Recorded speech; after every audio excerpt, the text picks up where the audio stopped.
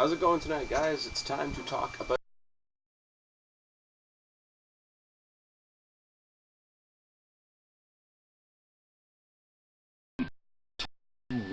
videos since I did a video that was just about TNA. Now that's because there was some pay-per-views that I missed, got lost in the shuffle. That's because, I haven't really had anything much to say about TNA recently. But I will say, tonight's No Surrender pay-per-view, I did not get a lot of what I was expecting, but I will say it was a very, very watchable, enjoyable pay-per-view, and I don't mind telling you that I bought it on pay-per-view, and didn't feel ripped off or anything like that. But before we go on, I want to send a big thank you out to everybody, because it seems the majority, the popular opinion right now is that Jeff Hardy and Matt Hardy are the two most hated people in the wrestling world and the YWC and on the planet, depending on who you're talking to and how vigorous they are with their opinion. My last video was a short little, not a tribute to Jeff Hardy, but it was just, my little showing of support, because I'm still a Hardy fan. I am still a Hardy Boys fan. I was their fan when they walked into the WWE with plaid spandex pants on and got double chokeslammed by Kane because they were jobbers at the time. I've pretty much been their fan since then, and I'm not going to hold their personal outside the wrestling world mistakes against them. Now, do I agree with some of the stuff they've done? Absolutely not, but it doesn't change the fact that I will be a Hardy Boys fan until they're not around anymore. And by not around anymore, I mean not wrestling, not having an impact on wrestling, not being out there and contributing other things and off of people's voices and out of the conversation, which is going to be quite a while, because whether you admit it or not, they have made their dents in the wrestling business here and there. I put that up, and I was expecting to get a very, very large backlash, as people seem to be doing to most people that still support the Hardy Boys. That hasn't happened here on my channel. Now, that could be because I'm not that well known yet, or it could be because the subscribers and people that have stumbled upon my page are a lot more respectful than most people. In either event, thank you for not biting my head off for sticking by who I choose to be a fan of, and such and so forth. Very, very respectful, very, very refreshing here in the YWC, is it not? So thank you very much for that. Now, No Surrender. Now, anybody that can read a calendar knows what today is. It is 9/11. It is 10 years since 9/11, which is very, very, very heart-wrenching and unfortunate, and I'm not going to go into a big spiel about 9/11 because I'm sure a lot of other people have done it already. But they started off the show with the entire roster sitting out on the entranceway. They had their moment of silence and the national anthem, which is all very good. And front and center were Jesse Neal, who used to be in the armed forces, and Rosita, who apparently lost a dad in the 9/11 attacks. I'm not answering my phone right now because I'm doing a video. See? Awesome. Alright. It was cool of them to do it at all. You knew they had to do something to acknowledge that it was 9/11, not just their pay-per-view night. But I thought it was very, very cool and interesting to have Jesse Neal and Rosita front and center during that time. Very, very cool. Didn't linger on the subject for very long. Had their moment of silence, had their national anthem, and moved on with the rest of the pay-per-view. Gotta say, I usually give this one to WWE, but they had a great opening video package for this show.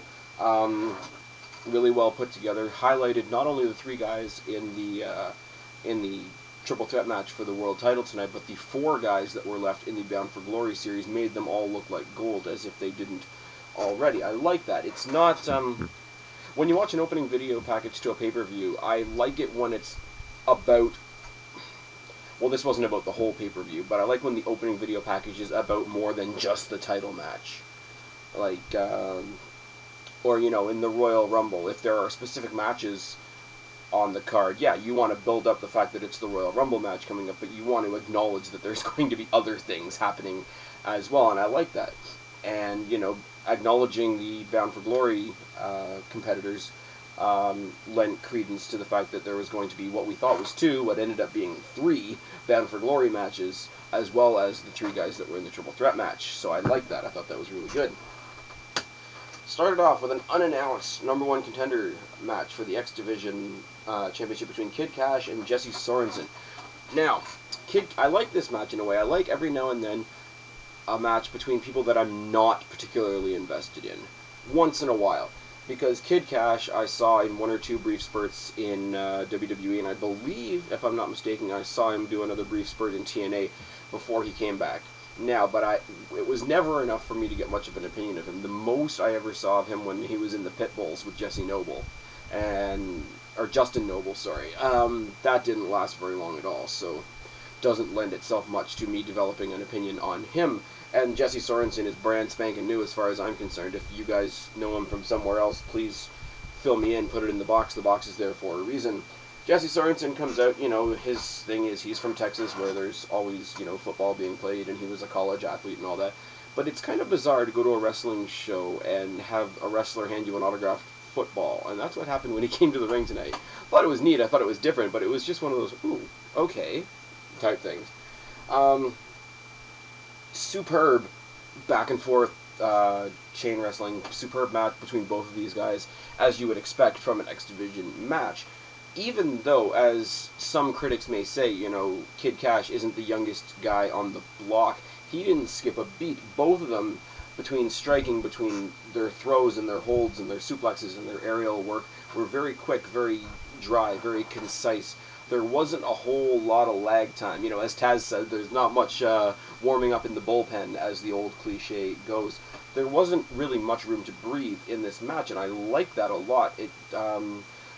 I've said before, and most of you guys have heard me say it, I like the X Division because it reminds me of the prime of the Cruiserweight division when WCW was around, and I got a little bit of that vibe from these guys tonight. Everything was very quick, clean, crisp, and Sorensen won with, you guys know I'm horrible with coming up for names for moves when I don't know what they are. Basically what he had was he had him set up as if he was going to reverse DDT him, brought him up as if it was going to be a reverse suplex, and slammed him forward again. So, reverse DDT front drop plex. There's the name that I'm going to use for that tonight, because I really... Guys, help me out if that move has an actual name, because I think he just grabbed him by the head and threw him, more or less. But in your opening contest, Jesse Sorensen is the new number 1 contender for the X Division Championship, which will be contended later on. We go to the back, we have Hogan and Angle backstage. Angle's all freaking out because the match was made into a triple threat match, and he didn't know, and Hogan didn't know, and this was a promo that made Angle look like a scared little bitch, which is not good, seeing as we know how great Angle is. It's even worse compounded when Hulk Hogan's the one that has to come back and remind him who he is, because Hogan isn't great in pretty much anybody's mindset right now, is he? So if he's the reinvigorating factor for Angle, that's just a bad scene. Could have done without that in its entirety. Anyways, Bound for Glory match, Bound for Glory series match. I can speak, I swear. Bully Ray and James Storm. Now, it was made apparent, because of the way they set this up and the way all the matches were set up for the Bound for Glory series, and, submission was worth 10 points, a pin was worth 7 points, and so on and so on and so forth. Mathematically, they worked it out that Bully Ray could win this any way he wanted to and be on top of the heap. James Storm, because he was farther down on the pole, he had to get a win by submission for himself to move on in the series. So a lot of the focus in this match was on submission, which is cool because it's one of those things where unless the guy is known as a submission guy, like if you've got a Daniel Bryan or a Kurt Angle or a Chris Benoit or whatever, submission isn't really the prime focus in most matches these days, I've noticed, and it should be more so. And it's not so much now that when a submission-based match comes up, you really, really take notice, like we did in this one tonight. Bubba Ray stalls a lot at the beginning of the match, keeps on trying to walk away, knowing that if Robert Roode wins by countout, it won't matter because Bubba Ray will still be ahead, which is awesome. Made a lot of sense. when he did finally get into the ring after stalling, after a really, really ridiculously loud Pussy Ray chant, which I thought was tremendous. We got a lot of speed, a lot of power, and a lot of awesome chain wrestling from James Storm, who I don't think gets the credit he deserves in some of those categories usually. Some attempts at some early basic submission arm bars and leg bars and stuff like that to underline the fact that he knew he had to get a submission tonight, so he's gone out and learned some submissions, so that's awesome. Bully Ray tries to take a walk again. The beer money chant.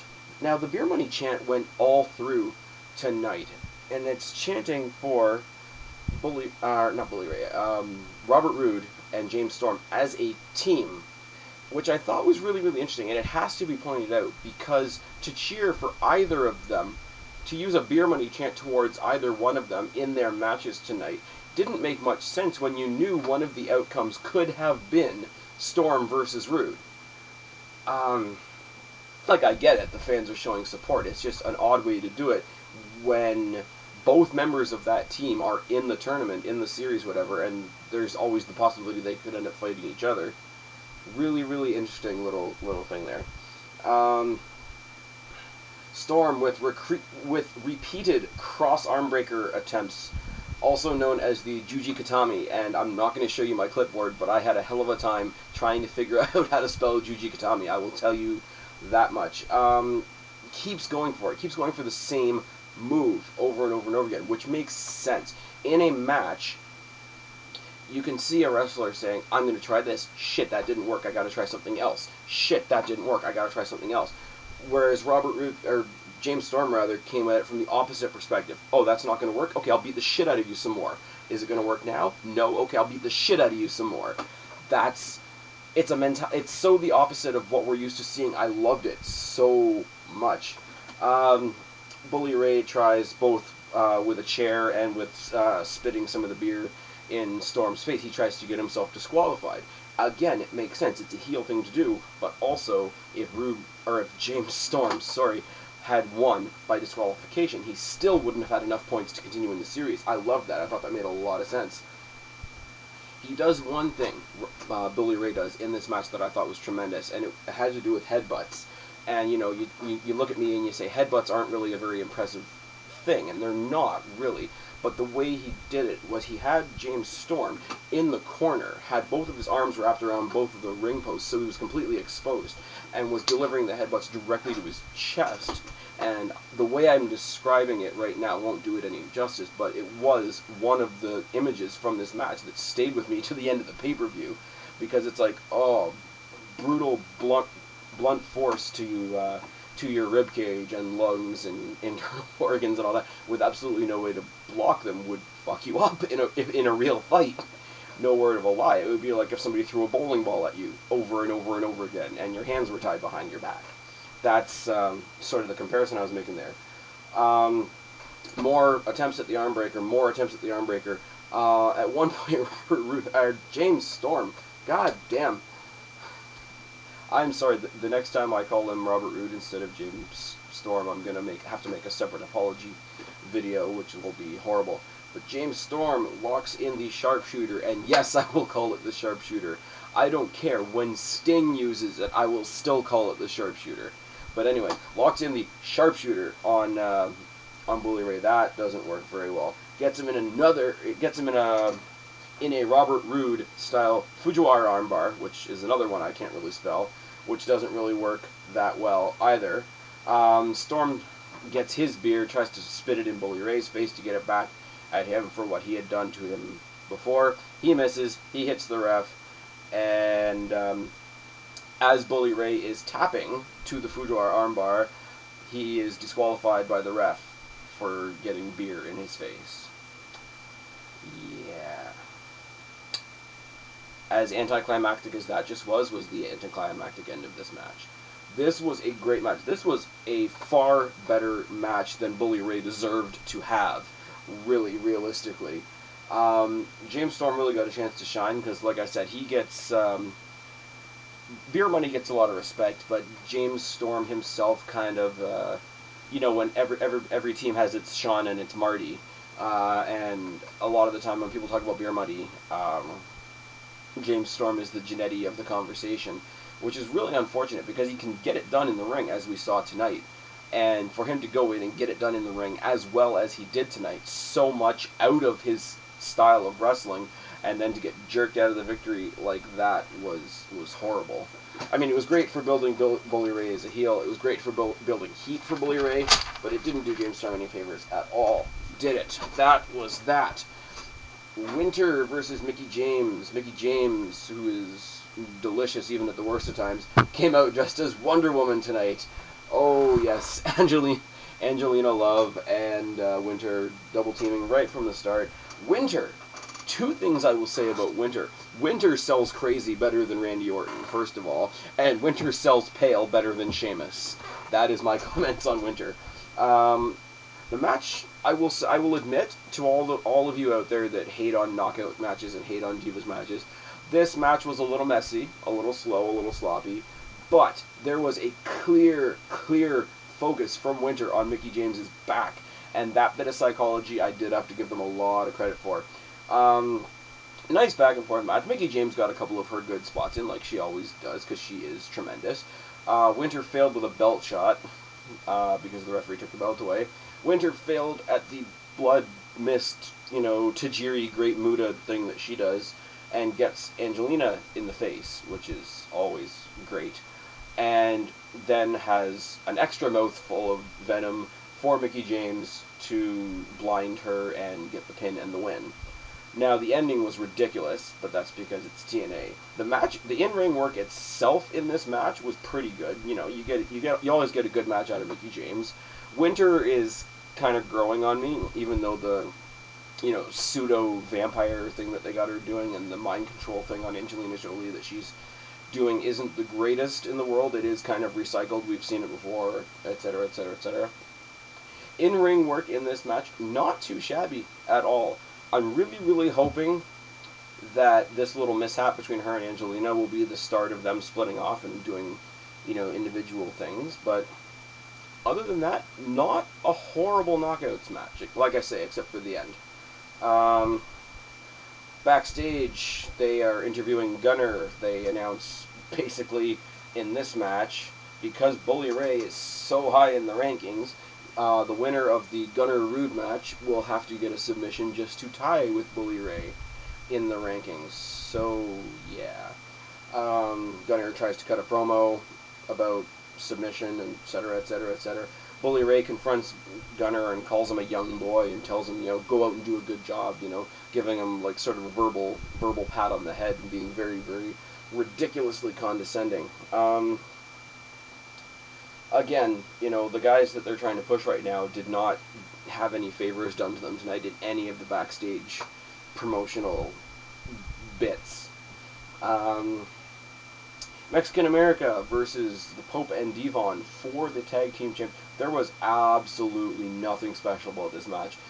It was three big guys and the Pope lumbering around, being very, very awkward. Devon, unless he's with Bully Ray again, should not do tag team matches because he can't sync. He's been with one guy for how many years, and he can't really sync up with anybody else. That's my personal opinion. Not, it's not the word, it's not gospel or anything like that.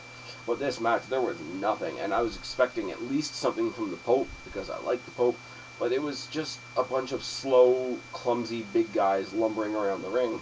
When it was over, I didn't care. Mexican America still have the World Tag Team Championship. There was way too much silly bullshit from Sarita and Rosita tonight.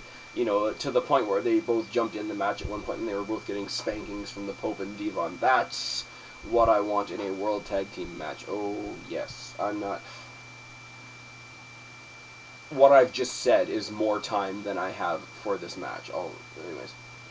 Joe versus Morgan, and I went into this thinking that it was just going to be another big guy match, and I'm not really a fan of that, but I am a fan of Joe, so I didn't know what really to expect. It was a power game match. It was a pretty even power game match, which is always interesting when you consider the size difference between Morgan and Joe.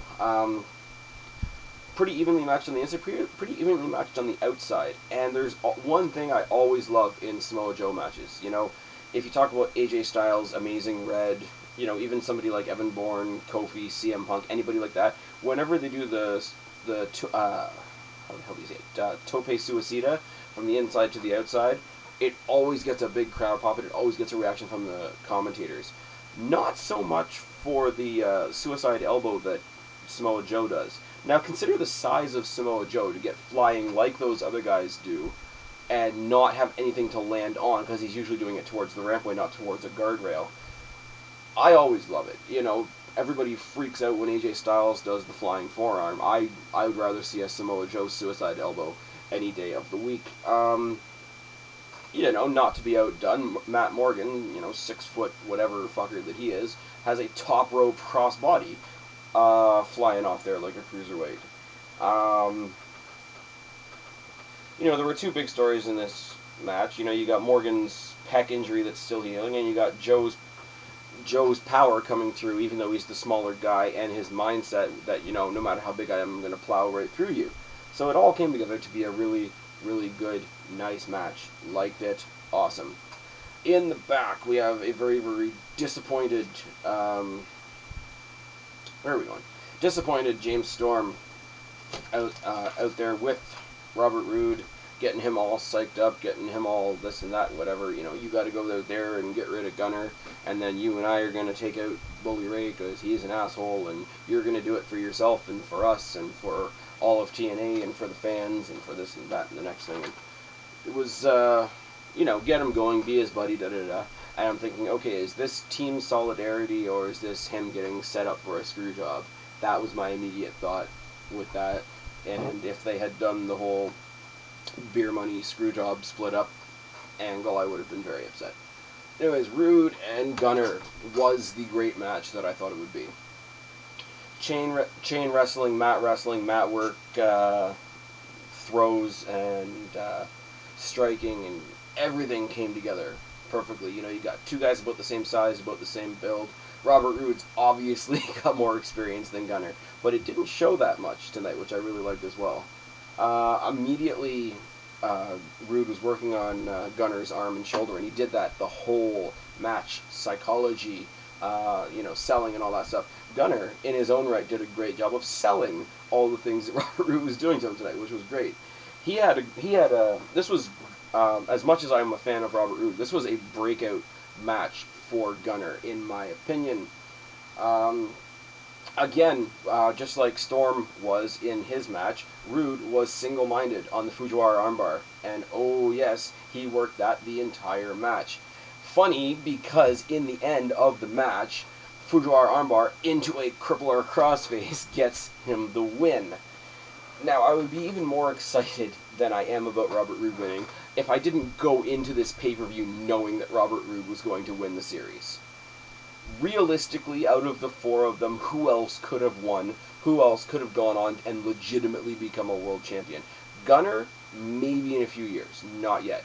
Bully Ray did amazing things in his match tonight to prove to me that he belongs as a singles wrestler in the upper echelon, but I don't see him as a champion. And James Storm, as good as he is in beer money with Robert Roode, I can see Robert Roode doing it a hell of a lot more, and I think I'm pretty safe to say that most people agree with me on that. Now, Roode gets the win. He's all beat up, his arm's all sore, his neck's all fucked up. Bischoff comes out and congratulates him and says, oh, by the way, you're tied with Bully Ray. We're going to get this all settled tonight. You're going to face Bully Ray later tonight. So that's good and fine and wonderful, and we get a promotion from Bully Ray saying, I just saw your match, I know your neck's fucked up, I'm going to attack your neck and I'm going to kill you, and this and that, and all these other wonderful, lovely heel things that he was doing. Bully Ray, psychology-wise, character-wise, tonight was right on the ball. I will give him that much. Austin Aries versus Brian Kendrick for the X Division Championship. Starts off as a normal X Division match does, complete aerial showcase. Inside the ring and outside the ring, which is always fun. The high flyers on the outside is always like you're waiting for somebody to kill themselves. So it's like, what's going to happen? What did happen was Austin Aries with a side Russian leg sweep on Kendrick, which is beautiful as it is, also taking Kendrick's head and neck and spine into the ring post. And that is the turning point where this match becomes a ground game. Gives Kendrick a good beatdown once they get back into the ring. Finishes that off with just generically tossing Kendrick face first into the bottom turnbuckle. The way he did it was so cocky and so heelish too. It's just like he was tossing out the trash. It wasn't even made to look like a throw or a suplex or anything. It's just like, yeah, get the fuck out of here. And his face happened to hit the turnbuckle on the way, and it shows the amount of disrespect that he has for Kendrick as the champion, which is wonderful.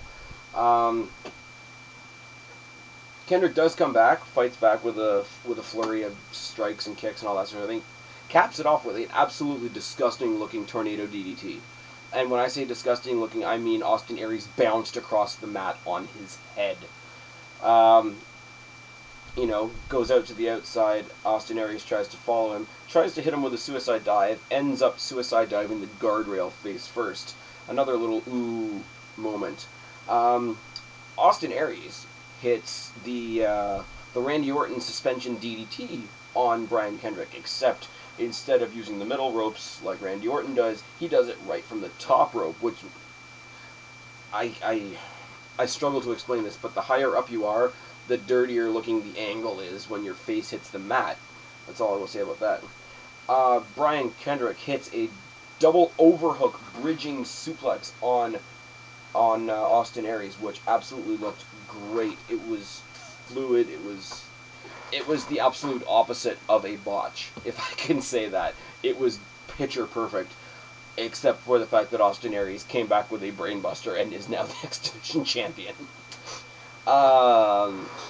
Absolutely ragdolls him with a suplex, and Austin Aries bounces up, gets him with the brainbuster, and gets the win. So a little bit of a no-sell there kind of bugged me, if I want to be picky.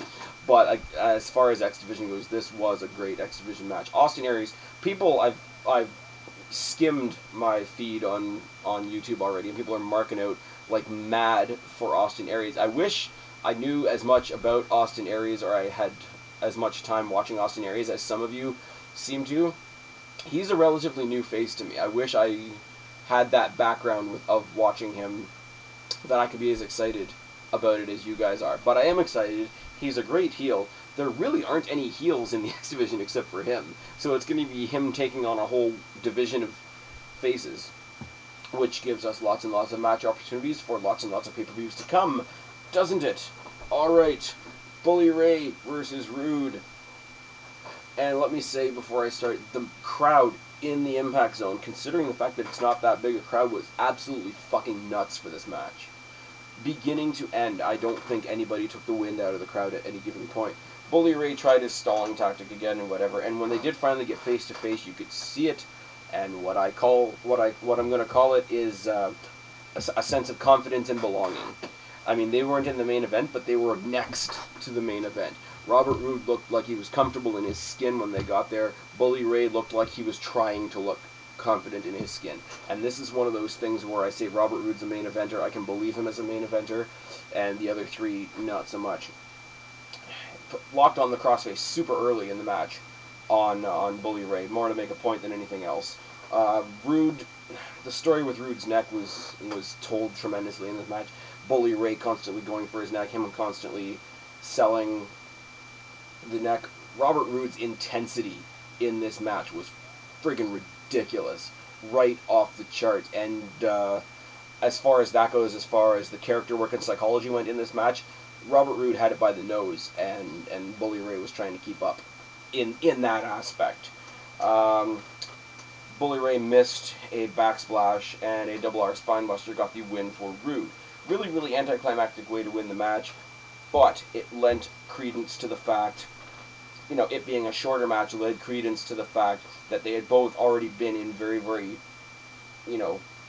energy-draining, invigorating matches earlier in the night. You can't expect two guys to go through two wear-down matches and then put on a 5-star after that. The realism of that is what makes me not mind so much that the ending was a little anticlimactic, if that makes sense. Anyways, Roode wins, the crowd goes nuts. I, sit back and quietly smile and say, hey, I thought Roode was going to win, and I was right. Sting, Anderson, Angle for the World Heavyweight Championship. Before this, they did cut to the back in one of the coolest things I think TNA could have done. They had JB interviewing Rosita about 9/11, about losing her dad, etc., etc., etc. I thought that was really cool that TNA did that. Not only, they're the typical respectful moment of silence and the anthem and all that you would almost expect that they would do, but also take the time, hey, we have somebody on our roster in our little wrestling family that was personally touched by this event, and we want you guys to hear her story. I thought that was a really, really cool thing for them to do. Anyways, Sting, Anderson, Angle starts off. Sting and Anderson double team Angle, as, nobody's really surprised because Angle is the heel in the match, which is awesome. They immediately start, once they get Angle down, they start stomping on his fingers, which sounds like, a painful, it sounds like almost a why are they doing that type thing, but it makes sense if you think it through, and Taz actually touched on it in his commentary. You got somebody like Angle who does a lot of submission and a lot of suplexes. If you can't grip, you can't suplex. If you can't grip with your hands, with your fingers busted up or whatnot, you can't lock in a decent submission. You can't lock in the ankle lock. You can't lock in, I don't know, a bear hug or a full Nelson or anything that requires you to have a grip if you can't grip. They get rid of Angle. Anderson and Sting start going one-on-one. Sting and Angle fight for a while. Sting works over Angle's leg, specifically with a lot of psychology really just on the leg. He gets knocked out. Anderson comes in. Anderson gives him a very, very generic brawling beatdown. So we've got the technical side of beating up Angle, and we've got the brawling side of beating up Angle. I like that. The contrast between what Sting was doing and what Anderson was doing was an awesome little thing there. When they all got back in the ring, we had a 3-story suplex by Angle, and by 3-story suplex, I mean Angle suplexed Sting while Sting was suplexing Anderson, and they all fell. Anderson came back with a very Shelton Benjamin style dragon whip kick on Sting, which also looked tremendous. Angle then went on his suplex rampage. Belly to back suplexes, 3 for Sting, 3 for Anderson. It was all amazing. And we had the traditional, this guy's got a pinfall almost, and then this guy's got a pinfall almost, and then a near fall, and then another near fall. We had that for a couple seconds. Then Sting gets knocked to the outside, gets maced in the face by Hogan, who's waiting in the crowd. Angle hits a low blow and an Angle slam on him while nobody's looking, and Angle gets the win. Now, okay match. Everybody in this match, from Anderson to Sting to Angle, got to show how good they can look in various little spurts, which I like. Even though he's the heel, I wanted Angle to keep the belt, because I don't... Sting's at that point in his career where he doesn't need a belt to be big anymore. Anderson, I still don't believe is a champion. And that's where it is. And Angle's at that perfect medium between the two, where I believe him as a champion. Him having a belt makes sense to me. I picture him as a champion. It's like Triple H. When I saw Triple H before he, dropped off the wrestling face of the earth, like he's done now, if I pictured Triple H, I pictured him with a belt, with a championship, with a title. And it's the same thing for me in Angle. Alright? Now, I don't know what to say. Angle winning the match makes sense. I like watching Angle matches. I don't like Angle being a heel because he's not good at it. Angle, in WWE, he looked like a nerd most of the time. He looked like a nerd that could wrestle like a motherfucker, but he looked like a nerd, and when he was healing up, he sounded more and more like a nerd, with like the 3 eyes and all that bullshit. But none of this matters to me right now, because all it means is that Bound for Glory, 1-on-1, we have Bobby Roode versus Kurt Angle, which is going to be fucking phenomenal. That's it. Whatever else they decide to throw on Bound for Glory, which is, TNA's WrestleMania, if you look at the entire roster in TNA, if TNA had a WrestleMania, you wouldn't have any other 2 guys than Bobby Roode and Kurt Angle. Sorry to say. Like, you could have other matches, I'm a big Hardy mark, like I said at the beginning of the episode. I would love to see Hardy doing something at at Bound for Glory, but I wouldn't put him in the title match, and I wouldn't put him in the main event for sure, in case they have to shorten it to another 1-minute match. Anyways, so we are going to see Roode versus Angle at Bound for Glory, and predictably that will be the next time I do a TNA vid, because I don't do a lot of them, it seems, do I? Anyways, but this has been fun. I have been Spaz. Subscribe up there, talk down there, start a conversation. Let me know what you think. Leave your Q&A questions in the moderator, and I will talk to you guys later. Bye.